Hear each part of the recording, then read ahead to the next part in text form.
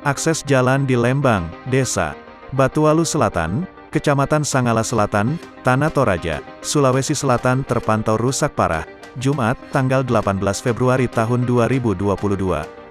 Kondisi jalan memprihatinkan itu tak kunjung diperbaiki. Kesal dengan situasi tersebut, warga menanam pohon pisang sebagai aksi protes. Kekesalan warga memuncak khususnya saat musim hujan tiba. Di beberapa titik jalan membentuk kubangan air berukuran besar. Selain pohon pisang, warga juga menebar ikan lele di jalan rusak yang tergenang air. Kami lakukan ini karena tidak pernah diperhatikan, apalagi jalan sudah puluhan tahun rusak, kata warga, Albertus. Ia memohon agar pihak terkait segera benahi jalan rusak tersebut, mengingat jalan rusak itu merupakan akses utama warga.